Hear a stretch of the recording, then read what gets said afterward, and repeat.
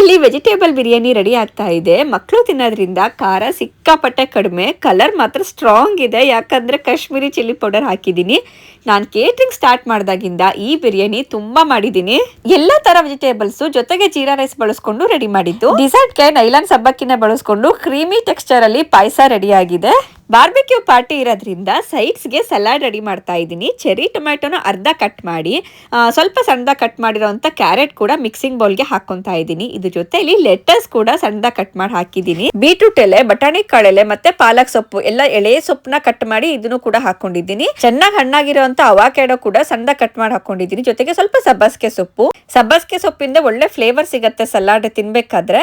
ಇದ್ರ ಜೊತೆಲಿ ಬೇಯಿಸಿರೋ ಕಾಬೂಲ್ ಕಡಲೆನ ಸ್ವಲ್ಪ ಉಪ್ಪು ಖಾರ ಎಣ್ಣೆ ಹಾಕಿ ಬಾಣ್ಲಿ ಚೆನ್ನಾಗಿ ರೋಸ್ಟ್ ಆಗಬೇಕು ಹಂಗೆ ಫ್ರೈ ಮಾಡ್ಕೊಳ್ಳಿ.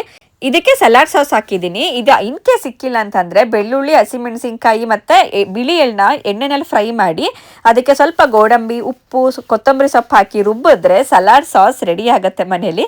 ಸ್ವಲ್ಪ ಉಪ್ಪು, ನಿಂಬೆಹಣ್ಣು ಹಾಕಿ ಚೆನ್ನಾಗಿ ಮಿಕ್ಸ್ ಮಾಡಿದ್ರೆ ಸಲಾಡ್ ರೆಡಿ. ನೆನಪಿರ್ಲಿ, ಸರ್ವಿಂಗ್ ಟೈಮಲ್ಲಿ ಉಪ್ಪು ಹಾಕಿ ಮಿಕ್ಸ್ ಮಾಡಬೇಕು, ಇಲ್ಲಾಂದ್ರೆ ಫುಲ್ ನೀರು ಬಿಟ್ಕೊಂಡ್ಬಿಡತ್ತೆ.